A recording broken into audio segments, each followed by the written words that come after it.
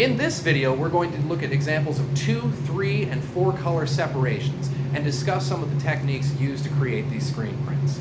Now, of course, some of this is going to be a little bit speculative on my part, as I don't have the students in front of me anymore to ask questions, but I think we're going to be able to do a little bit of detective work here to figure some of these out. The first one I wanted to talk about was this lovely 2-color print. Now, this was designed by an illustrator by background, but was very successful in transferring some of these ideas over to screen printing. Now, this probably started as a hand drawing, maybe pen and ink wash, maybe marker, maybe just pencil. Then it was brought into the computer and converted into a vector graphic, and it's just 2 very simple color separations. Now, one of the things I wanted to draw your attention to here was that this print is using a little bit of a hash mark, like hatching, I should say, hatch marks. They're also employing some of the paper, the white of the paper, to bring out little highlights, such as you see right in here, right along in there. There's also this wonderful use of texture up in this area, as well as really close into the beans there. You can see some of that work going on. So obviously the lighter brown layer was the one that went down first, followed afterwards by the darker brown to kind of key or lock everything into place. I have to kind of look off to the side myself sometimes. So there's a little bit of planned overlap that's happening there. Those two aren't necessarily just like butting up to the edges of each other along where the 2 ink colors meet. There's actually a little bit of overlap. And that's a good thing to try and remember when you're just starting out with this process. Same student, slightly more elaborate, but very lovely nonetheless. This is a piece about the gross little critters, or the critters that we may perceive as gross, or pests, or vexations, or inconveniences. And if you look closely at the print, you kind of have an idea of what layers went down first. So, for example, this brown layer that you see primarily on the coyote and a little bit of what looks to be the chipmunk there was added on first.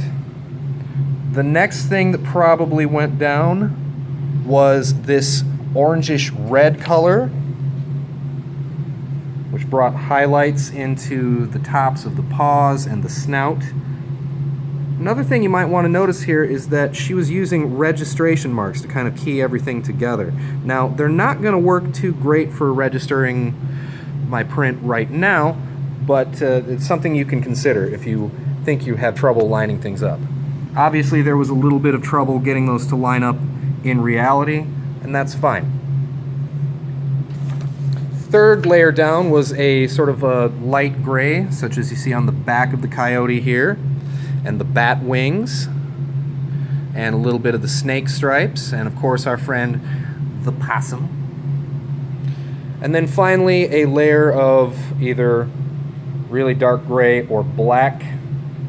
Again, this is the layer that has all of the line work and detailing in it.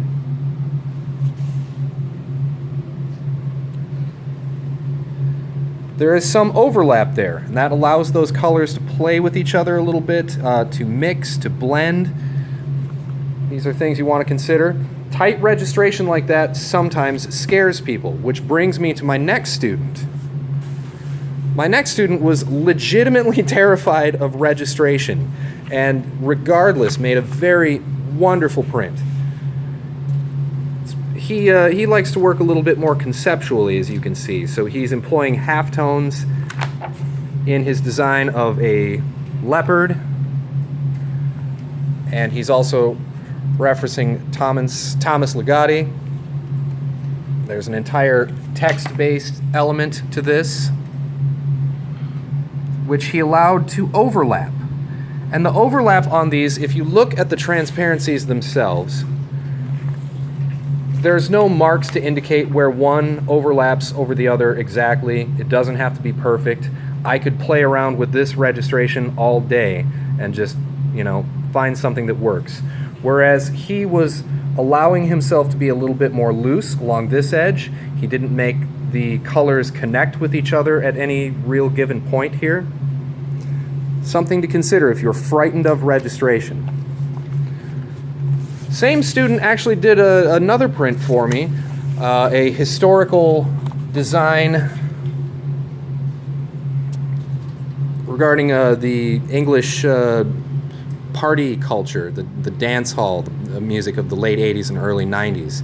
And the one thing I want to kind of point out about this is that it is not a, well, shall we say, he only has 2 transparencies, I guess is what I want to point out there. He was able to lay this one down and mask off where this yellow area would be down here for one of the designs. I bring that up just because it's a very simple way to get two or three stencils worth of work into one screen. If you really want to work that way, you absolutely can. Now here's a student who really did a spectacular job with halftones. And you'll notice that I say spectacular job with halftones, even though they're missing information up in this upper corner compared to what the original design looked like on the computer and on the transparency sheets. This is a 3-color print, just broken into 3 basic separations.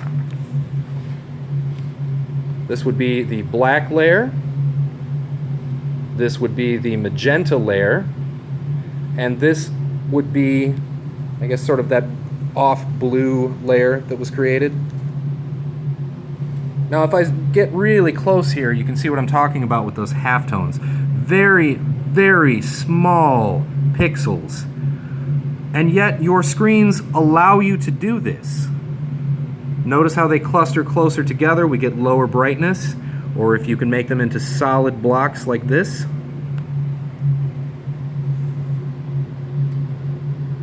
Lovely. Now this brings up the subject of halftoning. Oftentimes people think about CMYK or 4-color process. So if you look at this print by a person who was not a student of mine, but a very good friend, you can achieve the illusion of full color using cyan, magenta, yellow, and black.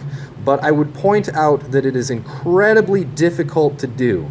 My camera may not pick up some of the information here, but if we zoom in a little bit around here, you'll notice that there's a lot more pronounced magenta. And that is just from simple error of over-inking.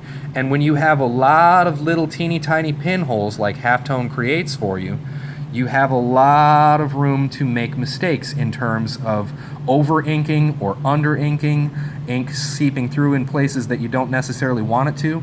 And again, I want to point out that my friend is really, really good at registration. If you notice the hash marks all the way around, none of them are really that far out of alignment, if at all. And yet you still can have problems where colors get out of registration and fail catastrophically. And before my friend thinks that I'm like calling him out, again saying that this is a great one, this is my attempt at a 4-color registration.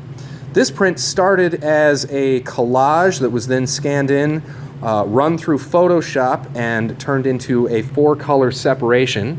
These are the transparencies for it. And you notice, for example, this is what would be the magenta layer.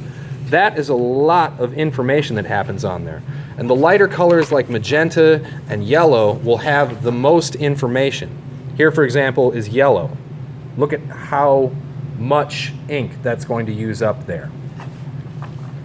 But, like I said, nobody's perfect. The problem I had with this design was I misregistered the cyan layer. And because I misregistered the cyan layer, it threw all of the other colors into disarray. Just something to think about if you're planning on trying a 4-color process. I strongly advise that you don't. It is incredibly difficult to get something to look this good, and it can be very discouraging if it's your first time trying it. So maybe try that on your third or fourth print if you're feeling super duper eager. There are all sorts of other ways to get somewhat photographic images. For example, this is me way back in the day using another filter in Photoshop called posterization or mezzotint. Those are able to layer on top of each other and don't necessarily have to be registered perfectly to get you a fairly photographic looking image. That's all for now. Talk to you soon.